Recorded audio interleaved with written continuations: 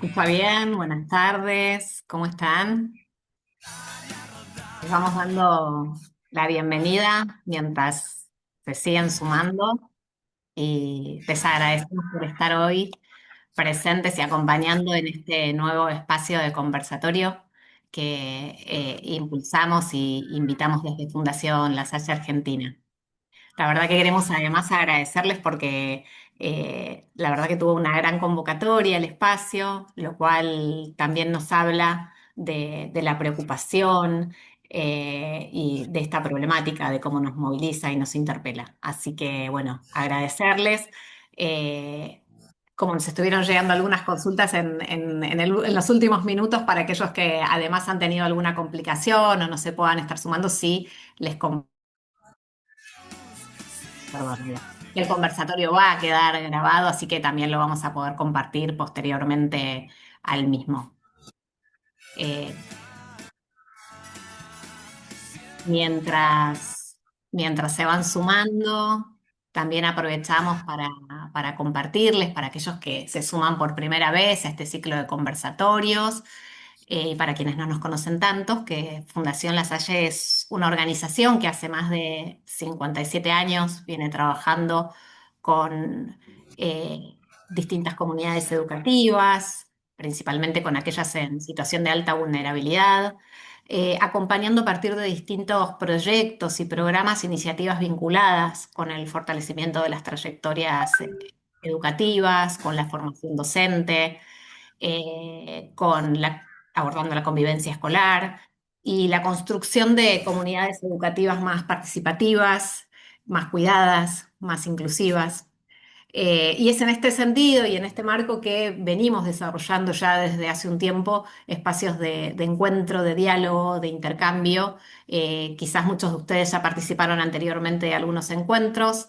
En esta oportunidad, este encuentro lo hemos llamado Violencias en la Escuela y el diálogo con la realidad social.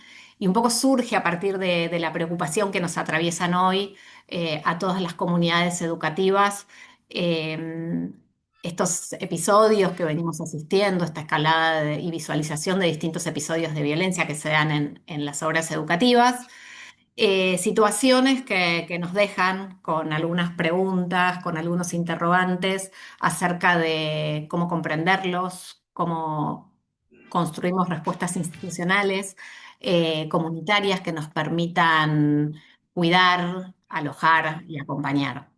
Así que, bueno, para el encuentro de hoy tenemos además la alegría y el lujo de poder eh, contar con la posibilidad de que se sumen Ana Campelo y Beatriz Greco, que junto con su amplia trayectoria y recorrido seguramente nos ayuden a enriquecer y ampliar la mirada.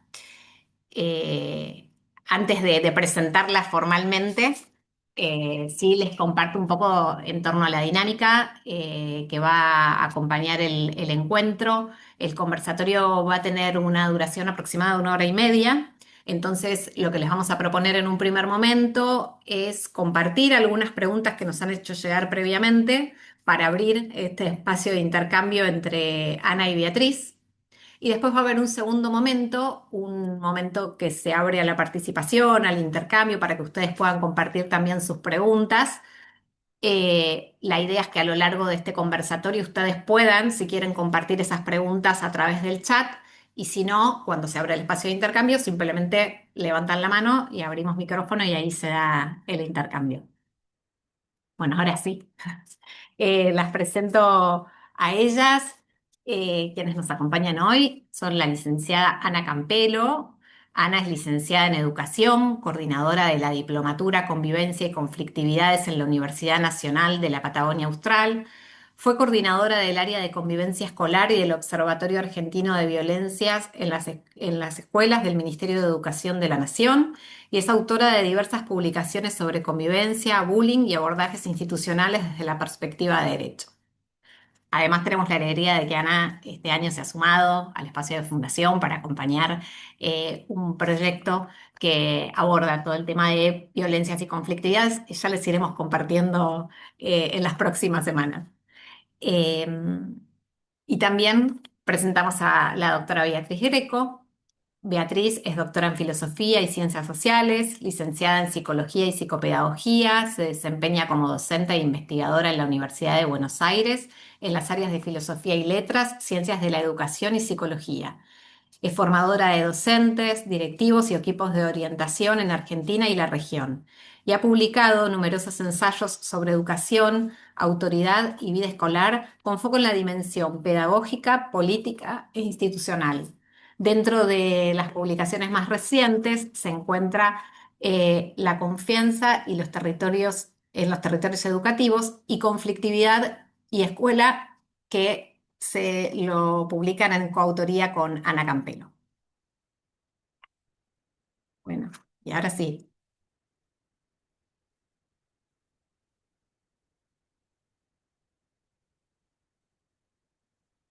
si quieren saludar y si no paso a...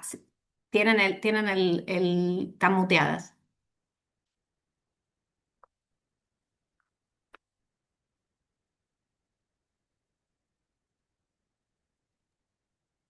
Ahí va, perdón. Ah, Es que decía que el anfitrión no dejaba que yo reactive por mi propia cuenta. Ahí va. Claro. Bueno, buenas tardes a todas y todos. Muchas gracias, Patricia.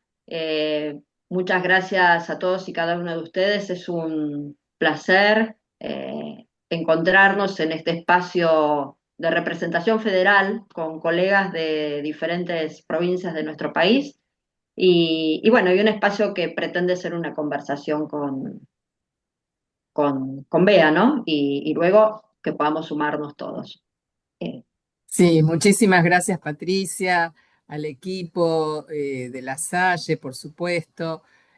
Bueno, a Ana, que somos amigas y trabajamos juntas en estos temas.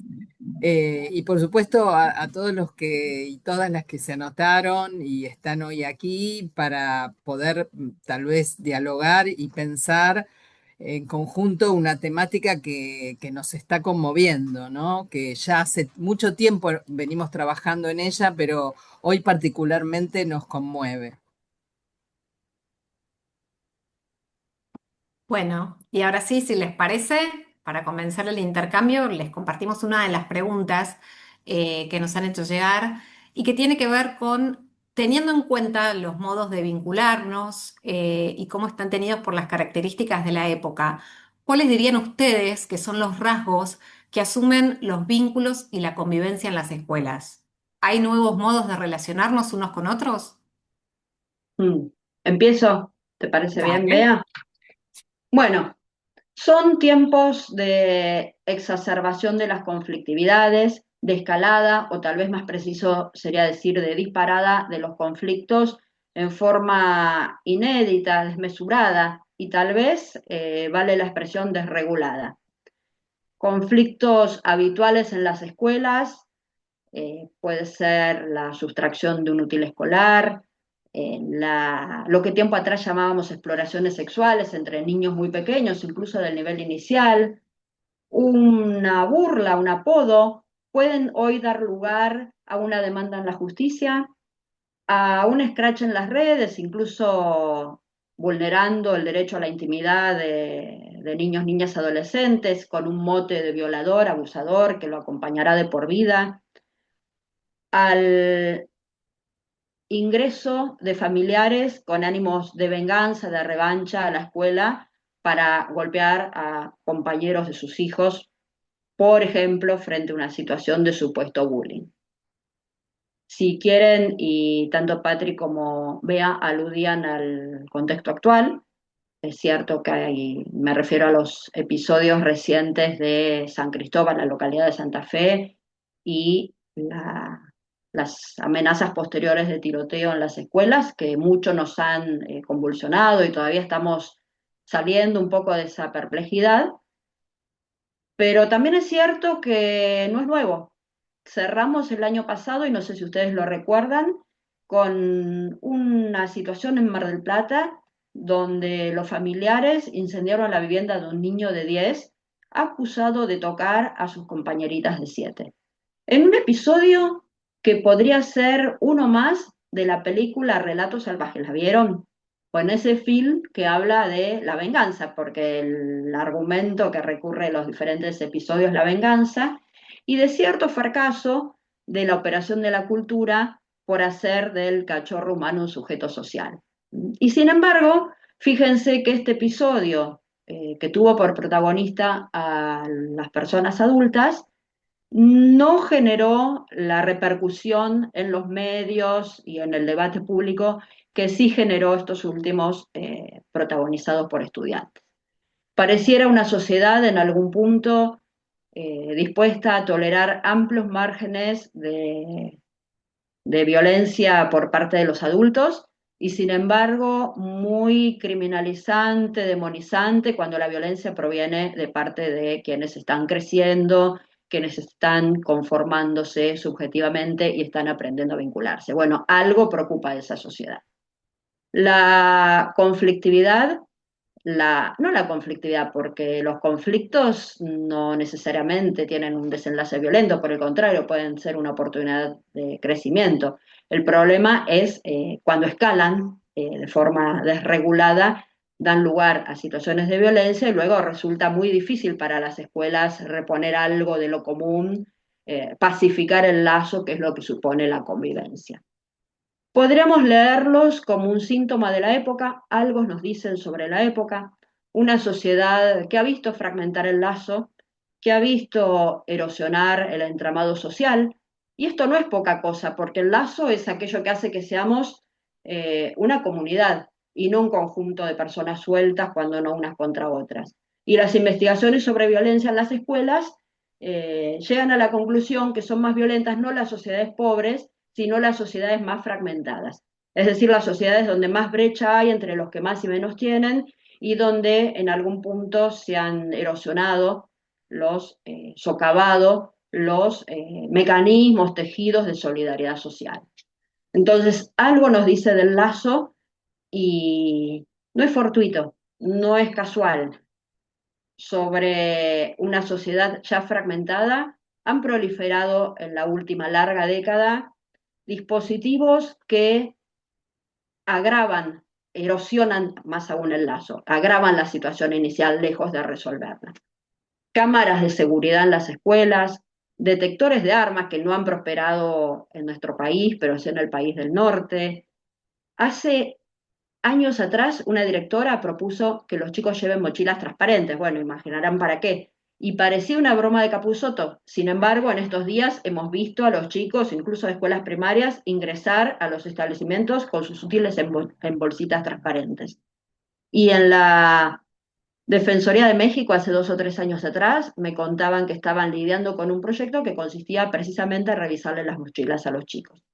Líneas de denuncia, líneas de atención a la víctima. El caso paradigmático, y si digo paradigmático es porque no es un dispositivo aislado, sino en serie con estos otros dispositivos, de lo que denomino construcciones discursivas sobre el bullying, que es, y me refiero con ello al modo en que se hizo visible el bullying, una modalidad de violencia que existe en las escuelas, tal vez desde que la escuela fue escuela, y que es una buena noticia que se haga visible, pero el problema es a qué costo, porque si ustedes leen campañas, legislación, recomendaciones en las redes, videojuegos, bueno, los diversos discursos que proliferaron sobre este fenómeno de la vida escolar, van a ver que todos ellos promueven la denuncia, promueven la representación del otro como enemigo, promueven la representación del otro como amenaza. Bueno, son dispositivos que con su sola presencia, les decía, señalan que el otro no es nuestro semejante, sino una amenaza, un riesgo. Y esto, vuelvo a decir, es un problema para la convivencia en la sociedad y en las escuelas, porque el otro vuelto un riesgo es el otro excluido, el otro rechazado. Se obtura esa construcción del otro como semejante, que es aquella que tenemos que acompañar a los chicos y chicas a hacer en nuestras escuelas. Ninguno de nosotros nació capaz de tener en cuenta al otro como semejante. Es una construcción que se hace de la mano de las personas adultas significativas, pero la idea del otro como amenaza la obtura, lejos de acompañarla. pareciera una sociedad que manda a temer, lejos del imperativo de época de, del tiempo atrás, ¿no? Cuidados, cuidados unos a los otros, pareciera que un nuevo imperativo nos rige, cuidados uno de los otros, temed unos a los otros, y claro está, este imperativo se viene alimentando, agravando, profundizando en los últimos años, después tal vez lo tomamos, pero producto de una pandemia que puso en jaque el modo en que vivíamos, pero también que nos confrontó con la vulnerabilidad estructural del sujeto humano, y a la luz de políticas que dejan al sujeto librados a su suerte. Bueno, nada de esto que sucede en la sociedad es sin consecuencias en las escuelas. Las escuelas en algún punto son ecos de un malestar social que irrumpe en ellas y los vínculos no salen indemnes. Vean, no sé si querés, podés abrir. Ahí está, ahí pude, ahí pude. Bueno, eh, como viene diciendo Ana, a mí me parece que estos nuevos modos de relacionarnos, que si bien no son generalizados, no los podemos generalizar porque ninguna situación humana, digamos, es generalizable. Por supuesto que encontramos escuelas en donde la convivencia es objeto de trabajo y entonces los modos de relacionarse eh, acuden a la palabra, acuden al reconocimiento de los compañeros, de las diferencias. Las diferencias son celebradas, ¿no? Como posibilidad bueno, de aprender a convivir en democracia. Pero pienso que, tal como lo venía diciendo Ana, no podemos pensar las nuevas condiciones históricas que vivimos si nos abstraemos en la escuela, ¿no? No podemos pensar esas nuevas condiciones si nos abstraemos de lo que viene pasando a nivel mundial, ¿sí? A nivel global. Y esto no para hacer una huida hacia otro lugar, hacia otro espacio, sino que necesariamente nuestros chicos, las nuevas generaciones se constituyen porque nos ven a los adultos y ven en los medios de comunicación las formas que tenemos de relacionarnos. Y además se configura una forma de ser, ¿no? La subjetividad de la época, como diríamos, una forma de ser. Y esos nuevos modos lamentablemente están muy teñidos de individualismo. Como dice Ana, hay una tendencia a sálvese quien pueda, a cierta carrera, ¿no? En la cual alguien tiene que ganar, y entonces, si no trabajamos en la escuela, que la respuesta es la solidaridad y no la competencia, bueno, lo que rápidamente entra a la escuela es lo que el mundo está convalidando, ¿sí? Es el individualismo, es el cada uno con su celular, el cada uno con su computadora y arréglense como puedan. Insisto, no podemos generalizar porque sabemos con Ana y hemos trabajado en múltiples escuelas en donde la convivencia es trabajada como objeto específico, ¿sí? Y por otro lado, no como un objeto en donde prevalece la punición, en donde prevalece el castigo, sino todo lo contrario. Son perspectivas, y por ahí me adelanto un poco a lo que vamos a proponer hacia el final, pero son perspectivas que se anticipan, ¿no? A los conflictos o que se anticipan a las situaciones en las que quisiéramos modificar algo. Se anticipan porque se arma, se establece de antemano y con el acuerdo de los adultos que trabajan en esa escuela, una forma de hacer institución solidaria y democrática, que pone por delante el lazo, la relación, antes que al individuo solo, no sé, a la carrera por lograr el mejor rendimiento, a la expectativa de a ver quién es el mejor. Creo que estamos cada vez más, les diría, en tiempos de mostrarles a las nuevas generaciones que si no hacemos lazo con otros y si no aprendemos de las diferencias, es todo mucho más difícil.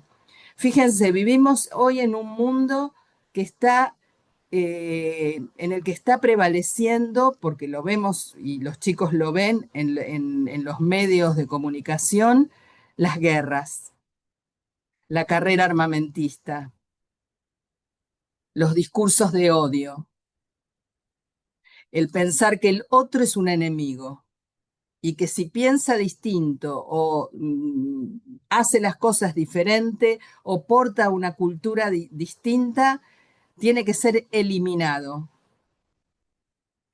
Les estamos mostrando que hay un mundo en el que se declama la democracia, pero se hace otra cosa.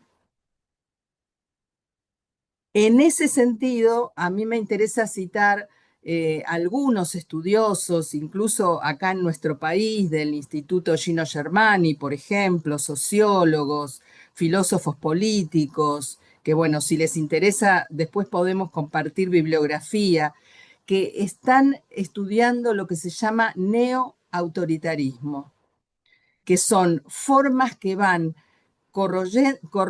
haciendo una corrosión interna de las formas democráticas, no atentando con un autoritarismo desde afuera. Ahí María Emilia dice que le interesa compartir bibliografía. Después, tal vez con Ana podemos armar una carpetita Drive y les hacemos llegar esa bibliografía que puede ser de utilidad.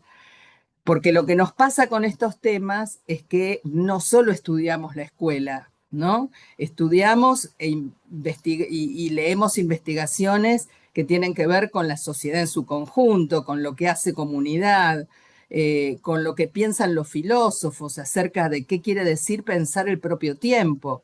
Es muy difícil, es re difícil pensar históricamente el tiempo que te tocó vivir, porque lo estás viviendo, lo estás padeciendo. Y entonces estás al frente del aula y te preguntas de pronto por qué entras a un aula donde un conjunto de jóvenes no respetan las reglas o interpelan a la autoridad. Pero esto tiene que ver no solo con qué, comillas, ¿no? Qué mal que se portan este grupo o qué grupo tremendo que me tocó. Tiene que ver con un tiempo histórico en el que, bueno, con Ana estamos haciendo hincapié en estas ideas. Entonces, la pregunta tal vez es, ¿tenemos nuevas infancias y adolescencias o tenemos tal vez funciones adultas fallidas que no terminan de dar cuenta de cómo tenemos que poder hacer para vivir en una comunidad enlazada, no desilvanada, enlazada solidariamente? Y, y bueno, pensaba justamente a propósito de lo que mencionaba Patricia del último libro que compilé acerca de la confianza, ¿qué querrá decir para las escuelas cultivar la confianza en tiempos de desconfianza? Porque si lo que prevalece es el individualismo y yo tengo que competir con el que tengo al lado para seguir adelante y para tener éxito, si lo que prevalece es el discurso de odio, si lo que prevalece es que solo reunirme y ser amigo de aquellos que son idénticos a mí, si son diferentes, no los quiero, ¿sí? Seguramente saben de qué hablo porque esto pasa en muchas escuelas de muy diferentes sectores sociales. ¿Cómo hacer para que justamente estas tendencias que nos marcan el tiempo histórico, la escuela las transforme, las revierta, les muestre a los chicos que es mucho mejor, además, vivir en tiempos de confianza, pero esto hay que generarlo y hay que producirlo, ¿sí? Bueno, no sé cómo ando con el tiempo, Patri, vos Bien, me decís. bien, pero a raíz de lo que vos vas compartiendo, otras de las preguntas que surgió muy fuertemente tenía que ver justamente con, en los tiempos de hoy, cómo se sostiene la autoridad, ¿no? Se han Claro. modificado los modos del ejercicio de esa autoridad y cómo inciden esas modificaciones en las relaciones escolares. Bien. Bueno, para a mí la autoridad pedagógica es una de las temáticas que me sensibilizan, me han sensibilizado desde hace 2 décadas por lo menos y la vengo investigando y trabajando. Yo siempre cuento que hace más de 20 años comenzó a regir en la ciudad de Buenos Aires la ley 223, que es la ley de convivencia. Cuando se reglamentó, tuvimos que empezar a trabajar en consejos de convivencia, porque la idea era democratizar, y democratizar quiere decir que todos tengan palabra, ¿sí?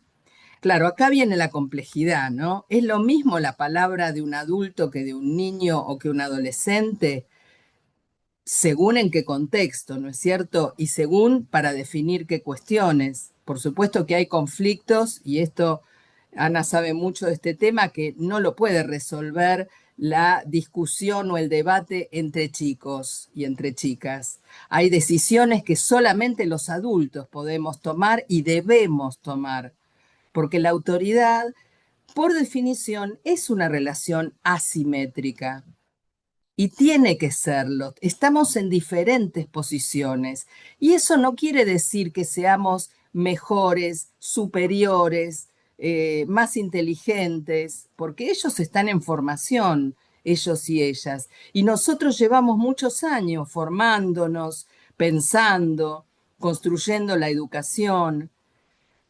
Claro, la asimetría no niega que a la vez les podamos dar la palabra para escucharnos en igualdad de condiciones. Cuando digo igualdad, estoy diciendo que somos iguales con las nuevas generaciones, pero en tanto, claro, somos seres humanos con derechos, somos sujetos de derecho, que tenemos derecho a la palabra. Bueno, entonces vuelvo a la anécdota inicial. En ese consejo de convivencia, los chicos por primera vez eran los primeros años del siglo XXI, por primera vez empezaron a hablar y a decir cómo pensaban la escuela y cómo les gustaría que fuera la escuela. Y algunos adultos se enojaron, se sintieron muy mal y dijeron, ¿cómo puede ser que tengan voz? Si los chicos tienen voz, nuestra autoridad queda destruida. A mí esto me impactó muchísimo, ¿no? Porque pensé, entonces quiere decir que para algunos adultos y adultas la autoridad se sostiene en el silencio del otro.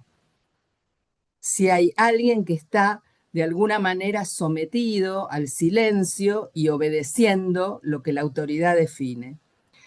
Bueno, ante tu pregunta, Patricia, a mí me parece que esa concepción de autoridad está corrida, está desplazada, ¿sí? Y para algunos, digo, no, por supuesto que confío en que la mayor parte de los docentes y las docentes lo que consideramos es que la autoridad es otra cosa, ¿no es cierto? Que sobre todo en educación no se trata de dominar a nadie ni de sujetar para inmovilizarlo o para que su palabra no valga, sino todo lo contrario, para que sea libre, para que sea crítico, para que piense por sí mismo. Bueno, entonces fue a partir de ahí que a mí me interesó pensar esas otras formas de autoridad. No dar por terminada la autoridad, porque la otra postura que te queda es esa. O volvemos a la autoridad de antes o nos quedamos sin autoridad, ya está. Son dos extremos que no dan cuenta de la responsabilidad actual que tenemos. Y la responsabilidad actual que tenemos es reconfigurar modos de la autoridad.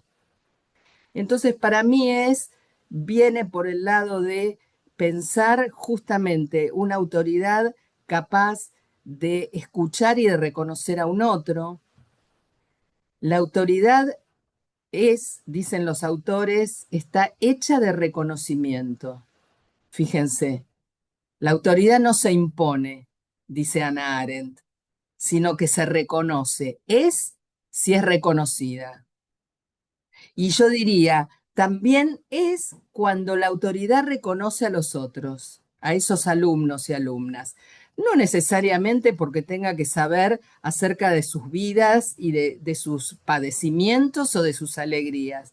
No necesitamos saberlo todo de nuestros estudiantes y nuestras estudiantes. Lo que necesitamos es reconocerlos como sujetos de derecho. Y eso quiere decir enseñar escuchando, dando lugar a los saberes que ya tienen, haciendo una experiencia en el aula, una experiencia donde yo como docente formo parte de esa situación, una autoridad que confía, que da muestras de confianza, que mira con confianza.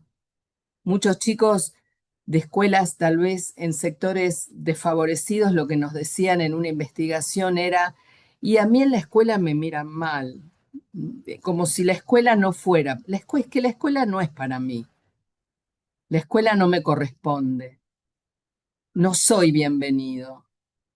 Entonces, fíjense, hago hincapié en ese modo de pensar la autoridad, una autoridad habilitante.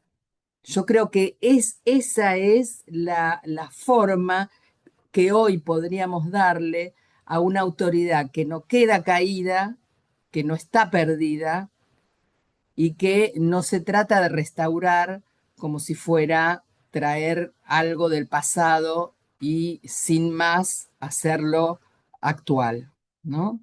Bueno, no sé si te respondo. Sí, interesantísimo. Bueno, seguramente lo retomaremos ahora en el momento de intercambio. Agrego Solamente algo, Patri. sí, por favor. ¿Puedo un segundito? No, que en Sí. muchas Dale. ocasiones, en tiempos en que la autoridad no se sostiene por tener un cargo en el bolsillo, un título en el bolsillo, muchas veces hay un desencuentro que tiene que ver justamente cuando, como decía Bea, uno asume posiciones nostálgicas restauradoras. Entonces, intenta imponer la autoridad y no construir la autoridad como una cualidad relacional. Me viene a la memoria el caso de una escuela en la que trabajamos con Bea, que le enviaban mail a las familias.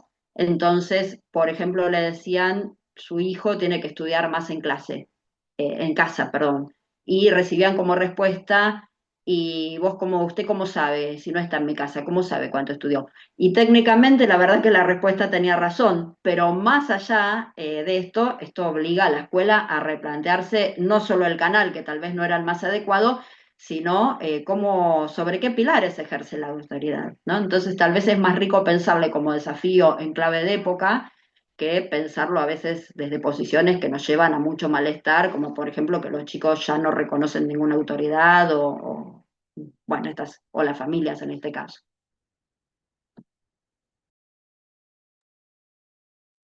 En clave de los desafíos que nos presenta la época, otra de las preguntas que se dio con mayor presencia tiene que ver con cómo impactan en los vínculos escolares hoy la expansión de las redes sociales. Sí, sin ánimos de demonizar, porque la verdad que nos permiten cosas maravillosas, salir a la afuera sin afuera en pandemia, estar hoy aquí reunidos desde diferentes provincias, pero hay algunos rasgos que asumen los vínculos cuando tienen lugar en estos entornos que se prestan a la escalada de la conflictividad, al malentendido. Tal vez los más evidentes sean la hipervisibilidad, son un ejemplo los confesionarios en las escuelas, no sé si conocen los confesionarios, pero allí los chicos no confiesan sus pecados, sino situaciones que vieron en la escuela, qué opinan de tal y tal, pueden ser de estudiantes, de docentes, y bueno, y difícilmente eso luego no se refleje en la escuela. Los conflictos que se inician en las redes tienen su desenlace en la escuela y viceversa. Y casualmente tienen lugar muy de alta visibilidad para el resto de la comunidad, incluso transmisiones ayer nomás me contaban, o varias situaciones de chicos que transmiten las clases online o las graban y luego las difunden, y de, paradójicamente, menor visibilidad para el docente. Bueno, la idea de aula como un espacio cercado ya no tiene sentido, las paredes se vuelven transparentes y esto, claro está, reconfigura las relaciones. La perdurabilidad en las redes no hay derecho al olvido, y una vez que algo circula, circula. Es el caso de las situaciones de chicos que difunden fotografías de las chicas desnudas. A veces no son sus cuerpos, son creadas con aplicación, y conversás con los chicos, segundo año de la secundaria, y se arrepienten. Lo hicieron llevados por la presión del grupo de pares, por los mandatos hegemónicos de masculinidad, pero el daño ya está provocado. Y para las chicas es mucho la exposición, y para ellos mismos también, porque las fotos ya circulan incluso entre otras escuelas, el resto de los compañeros los tilda de abusadores o de violadores, eh, las chicas en ocasiones no quieren que los chicos continúen cursando, y hasta se han abierto en algunos casos procesos legales. Así que el daño es mucho, y los vínculos cuando tienen lugar en los entornos digitales, si quieren estos son los rasgos tal vez menos evidentes, cuando todo está tan solo un clic, se prestan más a la compulsión y menos a la reflexión. Los chicos de hecho dicen, lo hicimos sin medir demasiado las consecuencias, y muy posiblemente mis compañeros tiempo atrás lo habrían hecho, de tener toda tan solo un clic tan a su alcance. Eh, Ahí hay una cuestión que a pensar, y no solo en relación a las violencias en las escuelas, también a otras problemáticas. Los diagnósticos a tan solo un clic en las redes, quien busca un diagnóstico lo encuentra. Las apuestas online, las identificaciones en las redes, ¿no? Hace unos pocos días nos ayornamos de estos grupos que idolatran a quienes protagonizaron episodios de tiroteo en Estados Unidos, en particular a las escuelas de Columbian, y bueno, las identificaciones, bueno, una serie de los retos virales, que aparentemente las amenazas tienen ese formato, pero los retos virales no son algo nuevo. Y desde la ballena azul, desafíos, a mí me llegó cuando atendía al 0800 un chico que envió a una compañera un mensaje erótico, pero muy perturbador, y lo hizo en desafío como un reto viral. Y en general son consecuencias, esta vez tal vez fue más disruptivo para el mundo adulto, pero hay situaciones graves que terminan complicando mucho sus propias subjetividades y desarrollos. Entonces, por un lado les decía, los vínculos cuando el otro está detrás de la pantalla y todo está tan solo un clic, los cuerpos parecen estar a salvaguarda, pero parecen porque es una ilusión, en definitiva, detrás de la pantalla el otro puede provocarnos dolor, y podemos provocar dolor sin siquiera rozar los cuerpos, y, y entonces también cuando el otro está detrás de la pantalla, se generan menos condiciones para registrar el dolor, eh, la humillación, los padecimientos que podemos provocarle. El otro actúa como un límite ético, en el sentido en que el encuentro con el dolor, la humillación, acota, frena, regula nuestras palabras, nuestros actos, pero no digo que se vuelva imposible detrás de la pantalla, pero cuando no contamos con gestos, miradas, respuestas a tiempo, el otro se vuelve más imperceptible, el registro del otro. Y por último, diría que siempre ponemos en el otro lo que es nuestro. El otro siempre es una X, siempre interpretamos al otro. Ahora bien, cuando median las pantallas, esa gran incógnita que es el otro se acrecienta. Entonces, frases como me clavó el visto, me apagan las cámaras, subió la foto para gozarme o para hacerse la linda. No casualmente las fotos son fuente de conflictos numerosos en las redes. Bueno, dan cuenta de que detrás de la pantalla pareciera haber más contenido a interpretar, y por tanto más posibilidad de equívoco, de malentendido y de escalada de la conflictividad. Tal vez me parece aquí fundamental para trabajar con los chicos que el entorno es digital, pero los vínculos no son digitales. Vuelvo a decir, detrás de la pantalla hay un otro al que podemos provocarle dolor y que nos puede provocar dolor.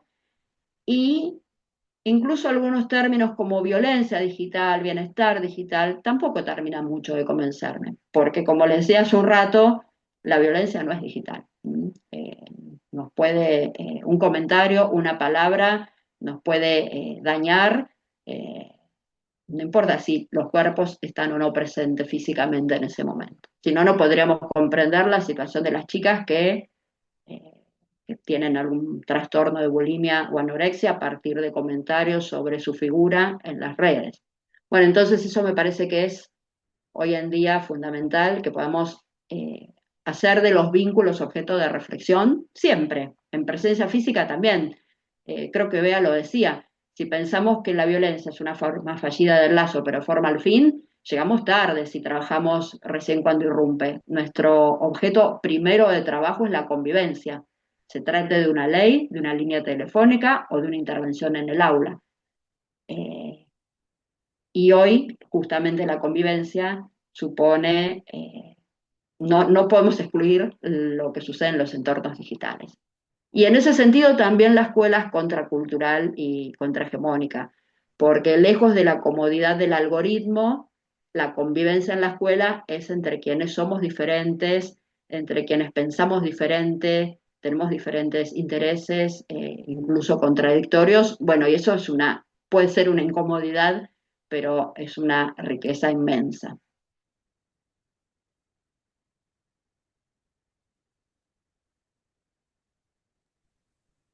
Bueno, un poco nos vienen ya compartiendo en torno a esto, pero había algo que surgía también muy fuertemente que tiene que ver con pedirles si nos pueden compartir algunas claves de lectura y orientaciones para poder pensar estos modos de actuar frente a estos episodios de violencia que tuvieron lugar en los últimos tiempos en las escuelas. ¿Querés Sí, empezar, Bea? Dale. sí, dale. Sí, Patri, a mí me parece que si bien probablemente yo no diga nada absolutamente nuevo y que los colegas y las colegas acá que trabajan en las escuelas los conocen, quisiera señalarlos como, bueno, un conjunto de claves, de signos también que nos van ayudando a construir esa convivencia democrática, pensando que hay una anticipación a los conflictos, como les decía antes, también hay un tiempo durante el conflicto, ¿no? Lo que en la guía de orientación a nivel nacional que hicimos, bueno, con varias provincias en la que participamos con Ana, hablábamos del antes, el durante y el después. Hay una anticipación, hay un mientras tanto acontece el conflicto o la situación de violencia y hay un después, digamos, ¿no? Hay una intervención sostenida que tiene que ser sostenida posteriormente porque lo que pasó deja huellas, no es inocuo, tiene diferentes sentidos para cada quien, pero eso tiene que ser atendido porque luego puede retomarse en situaciones futuras, además, y en la propia vida del sujeto. Yo te diría que una primer cuestión para mí es la creación de espacios de circulación de la palabra como una forma de cuidado. Por supuesto que no cualquier palabra, ¿no? Hay palabras que hieren, hay palabras que dañan, pero estamos hablando de palabras que cuidan. Entonces, las palabras que cuidan son las que expresan sentimientos, las que expresan la posibilidad de sentir que puedo tener derecho a la palabra. Eso ya es una forma de cuidado. Por supuesto, estoy pensando además una palabra muy en vínculo con proyectos de educación sexual integral, por ejemplo, de formación ética y ciudadana, pero no solo, ¿no? Porque podemos establecer y convocar a la palabra dando clase de matemática, de física, de educación física, en las más diversas áreas, vos podés encontrar siempre oportunidades de escuchar y de ofrecer una palabra de cuidado hacia los demás. Por supuesto que no estoy diciendo que quien ejerce la autoridad pedagógica no tiene una palabra especial, particular. La voz nuestra tiene una incidencia. Eh, También estar atentos a distintos signos de violencia, no solo a la violencia física o a la violencia que se exterioriza de una manera no exactamente exteriorizada, sino también las violencias que pueden aparecer en chicos que son apartados, que no están reconocidos por sus pares, que están solitarios, callados, porque es parte de la adolescencia justamente y de las infancias, construir, poner en el mundo un deseo de conocer, el deseo de vincularse con otros. Y cuando vemos a alguien muy retraído o que es justamente acosado o que no es reconocido como parte de ningún grupo, bueno, ahí también hay una violencia silenciosa en la que tenemos que poder mirar e intervenir. Pienso además en el trabajo entre adultos y adultas, ¿no? La fuerte necesidad hoy de que nos reunamos en las escuelas, en diferentes espacios, para pensar formas de abordar la enseñanza en general, por supuesto, como lo hacemos a veces por departamento o por ciclo, pero también para pensar esas situaciones conflictivas, evitando posiciones punitivistas eh, y dando lugar al lenguaje pedagógico. Yo te diría que uno de los problemas que hoy tenemos es cómo el lenguaje jurídico y médico a veces desplaza el lenguaje pedagógico. Las situaciones de conflicto en la mayoría de las veces se pueden convertir en posibilidades de aprender, ¿sí? Salvo que, bueno, haya un delito y entonces ya son otras las coordenadas. Pero pensar en formas reparadoras que generen aprendizaje y que reparen lo ocurrido y reparen al sujeto también, ¿no? Porque quien cometió una transgresión también está en una situación, ¿no? Compleja. Tener en cuenta que son tiempos de constitución psíquica y subjetiva. Entonces, el tiempo de la infancia y de la adolescencia son tiempos de cambios, de mutaciones, síntomas. A veces nos aparecen síntomas y nos asustamos y decimos, uy, y rotulamos. Este chico ya es dos puntos y buscamos el diagnóstico. Bueno, una colega dice, en la infancia los diagnósticos se escriben con lápiz.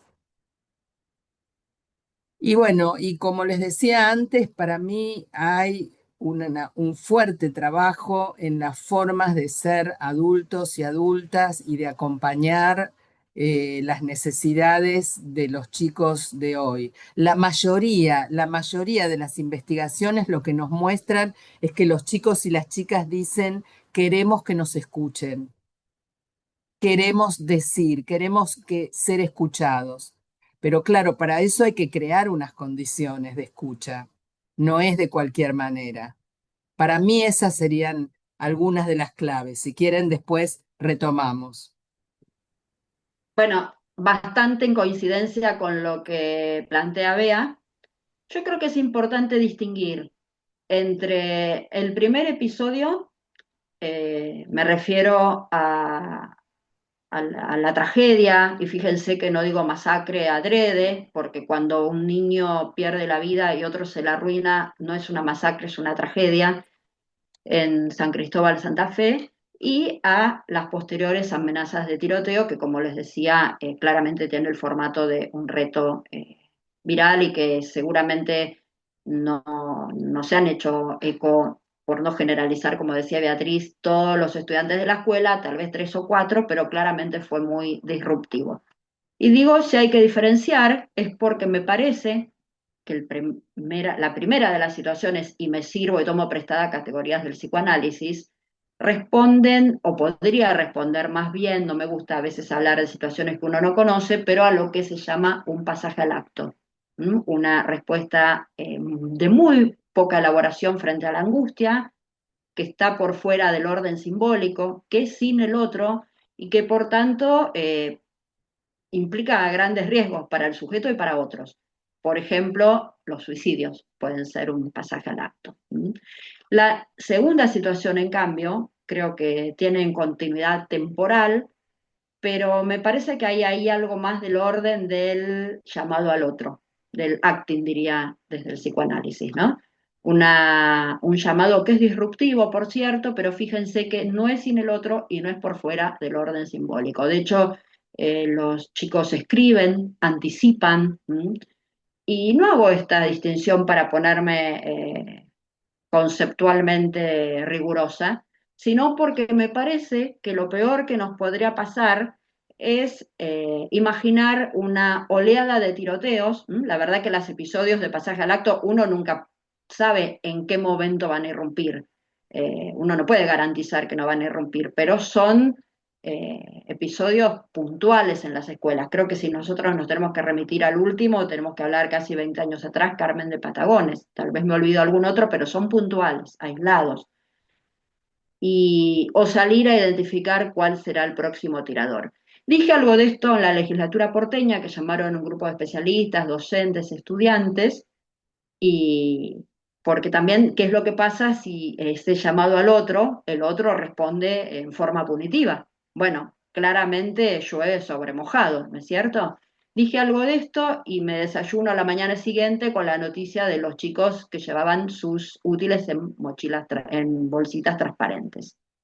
Es una medida, primero es una sobreactuación. A veces, y alguien lo ponía en el chat, es difícil para la escuela responder de forma atenta a la convivencia, a la reparación, cuando la sociedad demanda medidas, o gran parte de la sociedad, tampoco voy a generalizar, demanda medidas punitivas, cuando a veces no son medidas de las escuelas, sino responden al tratamiento de los medios de comunicación, a decisiones de políticas educativas, a legisladores, bueno, gran parte de la sociedad que se hace eco de esa demanda punitiva de punición.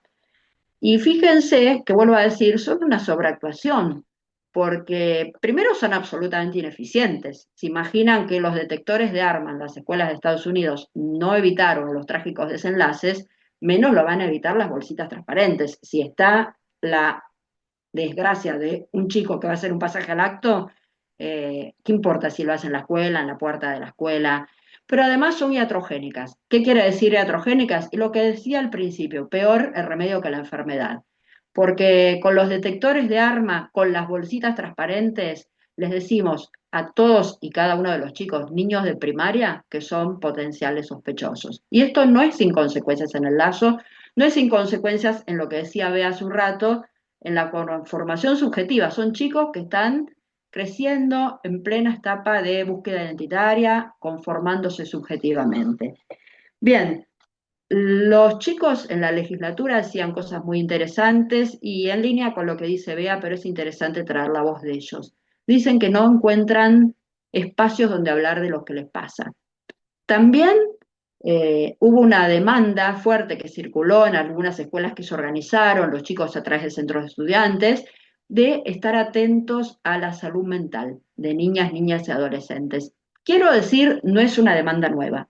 Yo por lo menos la vengo escuchando ya hace unos años, en la salida de la pospandemia en particular. Me acuerdo la referente de La Rioja que contaba que los docentes pedían talleres de bullying, pero cuando iban los chicos no hablaban de bullying. ¿Saben de qué hablaban? De estos otros padecimientos. o estuve en misiones, en parlamentos juveniles, y los chicos pedían poner en la agenda de políticas públicas para la juventud justamente la atención a la salud mental. Creo que como sociedad tenemos ganas de dar vuelta a la página. Con Bea nos ha pasado más de una vez de poner este tema, los efectos de la pandemia, ¿no? De una pandemia que les decía al principio, no solo puso en jaque nuestra vida cotidiana, que comenzamos a llamar nostálgicamente nuestra normalidad por aquel entonces, sino que también reedita el desamparo estructural del sujeto humano. No es gratuito encontrarse con un virus de significativa letalidad en aquel momento, de contagio a través de la transmisión humana, y para el cual no contábamos con saber científico fehaciente, por lo menos con el diario de ayer, ¿no? Eh, UNICEF definió a niñas, niñas y adolescentes como las víctimas ocultas de la pandemia, y a mí me parece que fue acertada esa expresión, en el sentido que no eran los más afectados en las tasas de mortalidad, pero sí en su conformación subjetiva. Recuerdo un joven que decía, yo tendría que estar explotando y estoy acá encerrado. O hace poco hablaba con una chica de 15 que decía, yo terminé mi infancia encerrada. No cuestiono las medidas sanitarias, podemos pensar cosas distintas desde mi punto de vista y en su momento me parecieron necesarias medidas de cuidado, pero no podemos dejar de escuchar y no podemos suponer que van a ser gratuitas ni sin efectos. Yo soy jurado de un concurso literario de Ana Frank y en aquel momento los chicos escribían y se identificaban con el confinamiento como medida de cuidado, pero con el encierro de Ana Frank. Y claro está que les tenemos que enseñar a los chicos que el holocausto y la pandemia no han tenido nada que ver, pero no podemos no escuchar esos padecimientos porque podemos querer dar vuelta a la página, pero vuelven en las escuelas y pueden volver en forma de violencia. Muchas veces la violencia enmascara la ira, perdón, enmascara la angustia. Freud decía que las emociones engañan. Y también vuelven en forma de apatía, de desgano, de falta de sentido de la vida, de un futuro que se presenta como amenazante, como incierto, de crisis de ansiedad. Bueno, lamentablemente subieron los episodios de suicidio y en la prensa irresponsablemente se los atribuyó al bullying. Y digo irresponsablemente porque los especialistas en la temática saben que es un fenómeno multicausal, que no hay, aún habiendo el factor desencadenante, no significa que eso sea la causa. Y entonces, vuelvo a decir, sobre llovido mojado, ¿no? Estamos peor al remedio que la enfermedad. Me parece que hay ahí una demanda de los chicos que tenemos que escuchar, espacios donde puedan hablar de lo que les pasa. También los chicos decían que hipócrita la sociedad adulta, porque permite amplios márgenes de violencia para con los adultos y nos demoniza cuando la violencia la protagonizamos nosotros. También pedían por proyectos que los conecten con los intereses, con los deseos, ¿no? Proyectos que los conecten con la vida, y hablaban de la supresión, por ejemplo, de las orquestas infantiles.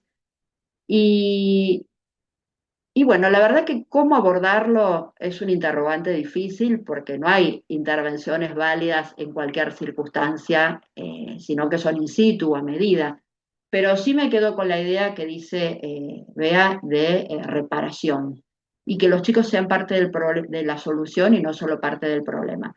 A mí a veces, más que decir cómo se abordan, me gusta dar algunos ejemplos porque creo que de ahí uno puede sacar algunos aprendizajes, algunas conclusiones. En una escuela que conversaron con los chicos sobre el tema, sobre lo que había pasado, apareció una nueva problemática, que es que los chicos saben quiénes han sido cada uno en cada la propia escuela y los están escrachando en las redes. Entonces ya circulan los nombres más allá incluso en otras escuelas. Bueno, los docentes pudieron conversar con los chicos cómo eso, lejos de ayudar a reparar el ya lastimado entramado social, profundizaba la problemática. Y juntos pensaron formas de reparación posible. Entonces, En esa escuela en particular se propuso hacer una jornada de convivencia con juegos, con actividades deportivas, con la presencia de los estudiantes, de las familias. Bueno, no es obviamente en esa escuela fue esa una propuesta y en otras será otra, pero creo que es fundamental esto, que habilitemos espacios para que los chicos puedan expresar lo que les pasa, que estemos atentos a la salud mental de los chicos, estar atento a lo que les pasa a los chicos en forma integral, no a ver quién va a ser el próximo tirador o si hay o no bullying, sino atentos a los chicos en forma integral y que la escuela sea una oportunidad para ofrecer expectativas de futuro. Yo creo que ahí hay una gran posibilidad de, de la escuela justamente de alojar los efectos de malestar de la pandemia y que son dolores que son singulares, pero que también son sociales y que hoy, vuelvo al título de la charla de hoy, que hoy irrumpen en la escuela. Y a veces lo hacen de forma más disruptiva de lo que esperábamos, pero irrumpen. Hacemos, Bea, una Sí, vuelta a nosotras y dale, después, porque hay muchas cosas que dijeron para no... dale, dale, dale. Si querés, ¿Querés empezar? empiezo por Dale. acá, por el final, con Graciela. Mm. Totalmente de acuerdo, Graciela. Estamos sosteniendo una línea de trabajo que contradice las coordenadas de época y los discursos claramente de punitivos, de odio al otro, que no es como tiene que ser, como yo me miro al espejo. Y lo que decimos a veces es que, como dicen dos filósofos, Simons y Magellan, la escuela puede ser un tiempo suspendido, es decir, un tiempo que englobe un mundo adentro de otro mundo, ¿sí? Como si yo les dijera, crear en la escuela un tiempo y un espacio que no replique la violencia externa, que la cuestione. No lo podemos todo, no estoy diciendo con esto que somos, ¿no?, Quijotes en contra de los molinos de viento, sino que estamos creando subjetivamente, porque esos chicos se van a estar viviendo en la escuela algo diferente de lo que se vive afuera. ¿Hasta dónde, cuánto va a tocar la subjetividad y a tallar en la subjetividad de nuestras jóvenes generaciones? No lo sabemos. Pero yo creo que no nos queda otra, que es nuestro modo de trabajar, ¿no? Pensaba un poco eso. Y por supuesto, como decía Romy, el trabajo con la familia, ¿no?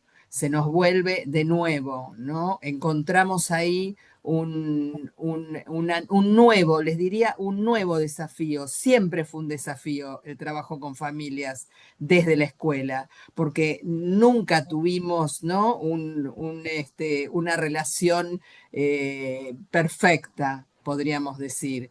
En algún momento la escuela se puso por arriba de la familia y era la que tenía que hacer escuela para padres, ¿no? Enseñarle a los padres.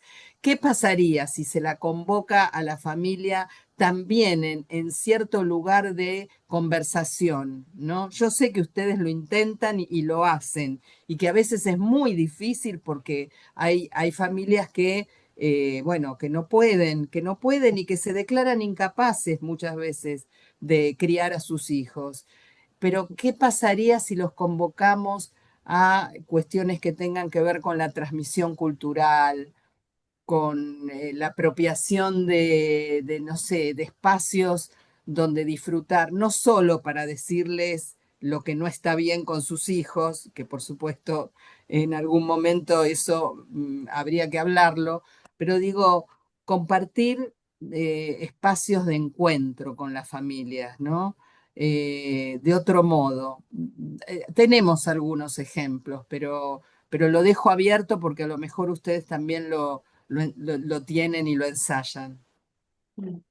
Sí, aporto, y en línea también con lo que están planteando, que en tiempos de perplejidad, en tiempos en que la demanda punitiva es fuerte, creo que tenemos que hacer un esfuerzo por nosotros no quedar capturados en esa demanda, porque los dispositivos que criminalizan la demanda judicial, la presencia de un abogado en la escuela por problemas de convivencia entre pares, no me refiero al maltrato infantil, a situaciones que sí lo ameritan, es, si quieren, extrema, pero hay un abanico de medidas que responden a esa lógica, desde el docente que le dice al estudiante por qué sos malo con tu compañero, o vos no, pero tus padres pueden tener un problema legal por esto, o las medidas de sanción a las familias que no hicieran nada para orientar el comportamiento de sus hijos.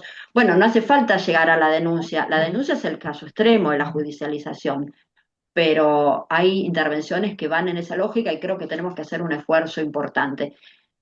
Algunas de estas reflexiones comencé a elaborarlas cuando me tocó estar presente en la elaboración de la ley de promoción de la convivencia y abordaje conflictividad en las instituciones educativas.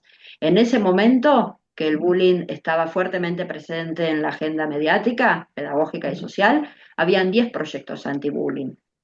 Y Adriana Puigros, que presidía la comisión, con la consigna Convivencia Bata Bullying, nos pidió que elaboráramos una ley de convivencia. Y también había una presión fuerte por la instalación de una línea de denuncia. Y revertimos esa demanda y la línea al 0800 es una línea de convivencia, que no es lo mismo. Aún así, y es cierto que a veces esa batalla la perdemos, a veces, bueno, es algo que es cotidiano, aún así, en los últimos tiempos la línea de convivencia se había desvirtuado y se utilizaba para las denuncias de adultos ideológico, pero claro está, no es el sentido en absoluto de la línea telefónica. Entonces yo creo que así sea una micropolítica en la escuela, una microintervención en el aula o una macropolítica, tenemos que estar siempre atentos a no quedar capturados en esa demanda de dispositivos que no van a hacer otra cosa que alimentar la violencia. Porque alguien decía por ahí puede resultar tranquilizador, pero es momentáneo, no resuelve, agrava. Nos contaban con Bea, una docente, que la estudiante le decía, mi psicólogo dice que tenés que activar el protocolo.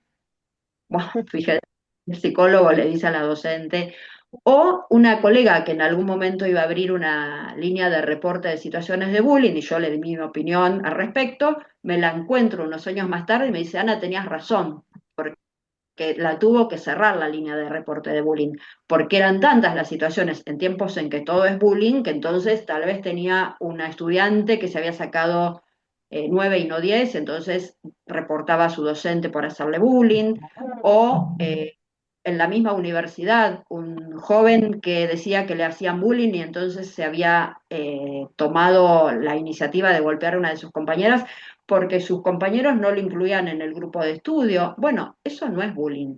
Puede generarnos incomodidad la convivencia con el otro. No niego que exista el bullying, pero en estos tiempos son medidas que agravan, no resuelven, pueden tranquilizarnos. Las guías pueden existir y existen en la mayoría de las jurisdicciones, pero sabemos que son insuficientes. Y por último, Bea lo decía, creo que ustedes lo decían también, no sabemos cuándo va a irrumpir el conflicto, ni con qué formato, bueno, los hechos recientes lo ponen más que en evidencia, ni con qué protagonistas, pero sabemos que va a irrumpir. Y la escuela que trabaja la convivencia con los estudiantes, con las familias, con los docentes, entre docentes, va a estar seguro mejor posicionada cuando ello ocurra.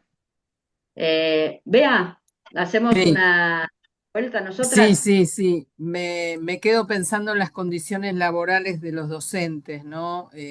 Justamente no para culpabilizar, sino para reconocerlas.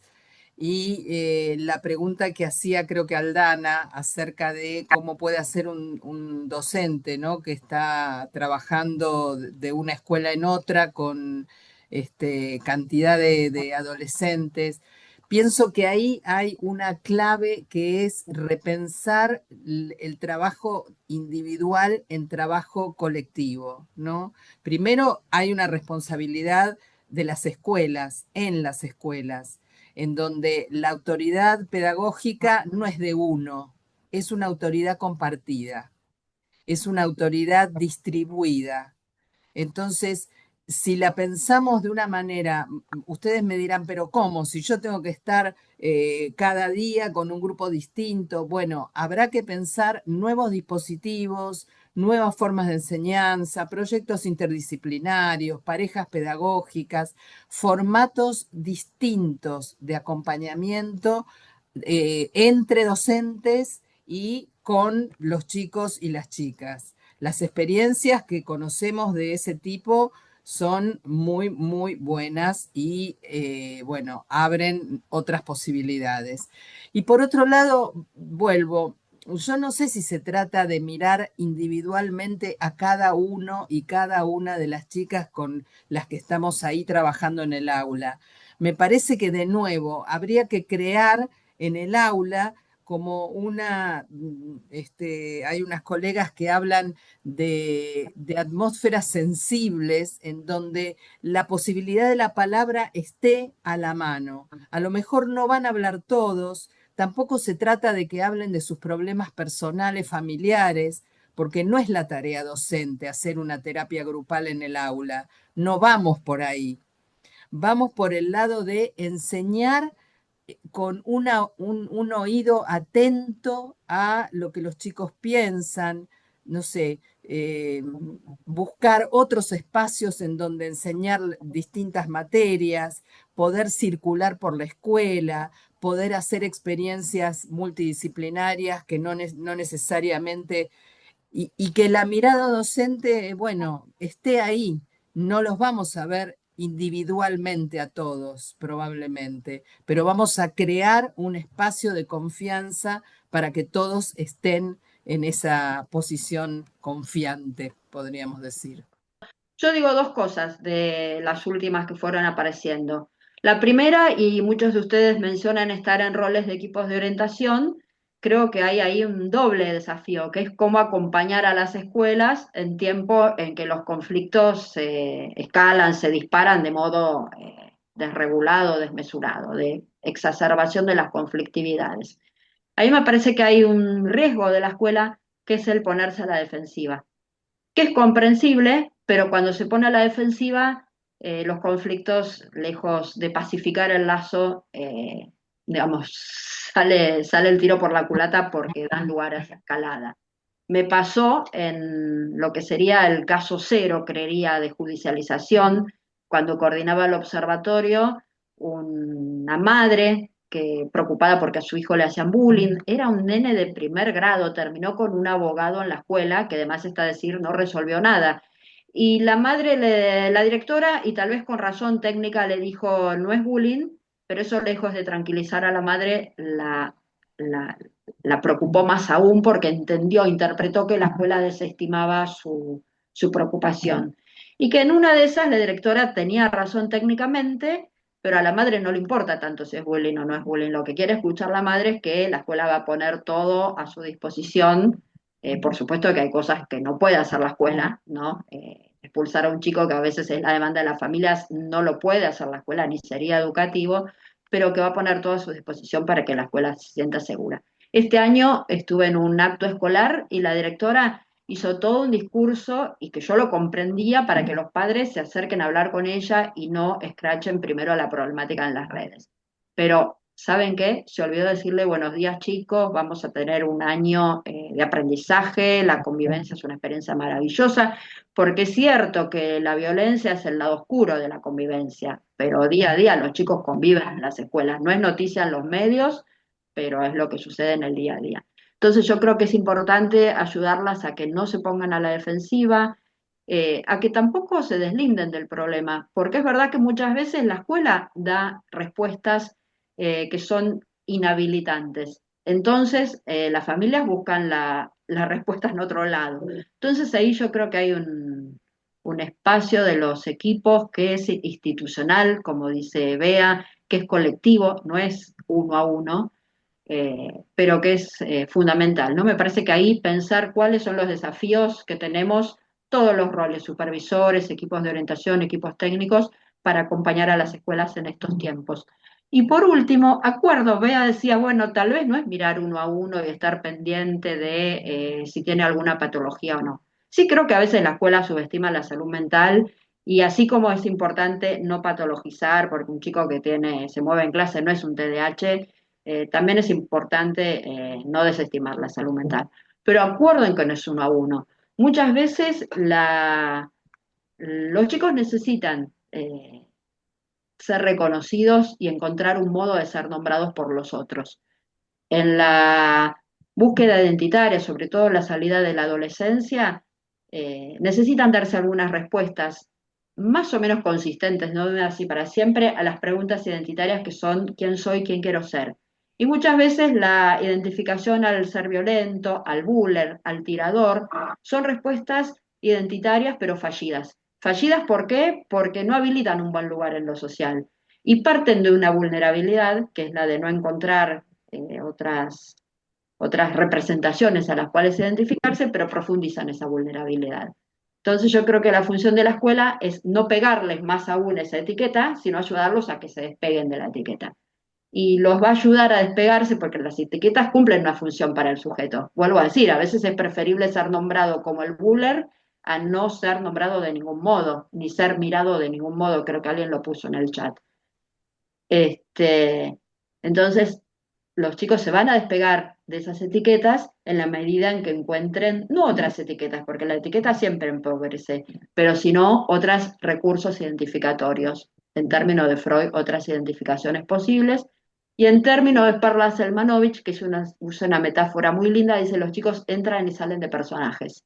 Pero la escuela no tiene que fijarlos en personajes que pueden ser perjudiciales para ellos, sino, y creo que lo ponía Lili Mal en el chat, ofrecerles condiciones para que ensayen otros personajes, para que salgan y ensayen otros personajes.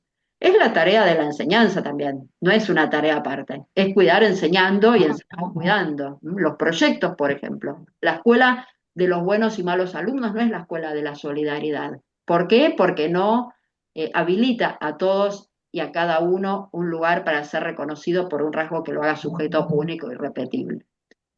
Bueno, estamos medio sobre la hora. No sé, Patri, si querés hacer algún No sé cierre. si querías agregar algo, Bea, vos, sí. Vea, sí, sí, me gustaría muy breve. Yo hoy apenas pude desplegar en la cuestión de la autoridad pedagógica, pero me gustaría cerrar con una frase de una filósofa que se llama Miriam Revol, que dice, ¿qué es la autoridad sino el poder de los comienzos? El poder de dar a los que vendrán después de nosotros la capacidad de comenzar a su vez. Me quedo ahí. Desde aquí, para respetar lo que nos dijimos en torno a los tiempos, agradecerles a ambas, en nombre de todos los que fueron poniendo en el chat y todas, el agradecimiento por su generosidad, por su claridad, por la profundidad con la que compartieron todas sus experiencias, todo su recorrido. Eh, Creo que en contextos tan complejos y en escenarios tan difíciles, como han compartido todos quienes estuvimos formando parte de este encuentro, celebramos el poder de tenernos a pensar juntos, a escucharnos, a tener miradas compartidas en torno a los escenarios que se presentan y escuchar palabras desde las respuestas de la construcción colectiva, desde la circulación de las palabras, desde las palabras, pero palabras que cuidan, de frente a este clave de época, pensar en que la respuesta no es por lo punitivo, sino por la reparación. Bueno, nada, nos invitan y nos invito a pensar en nuevos espacios de encuentro para seguir conversando. Leía muchas compañeras que decían, bueno, esto me despierta nuevas preguntas. Bueno, nos invito a continuar con estos espacios de reflexión, de encuentro, de diálogo. Así que bueno, muchas gracias a todas, todos los que Chao. ahora estamos aquí presentes participando. Gracias, Patri, gracias, colegas. Un placer Gracias, compartir este Gracias a espacio. todos. Chau, chau. gracias a todos, a todas.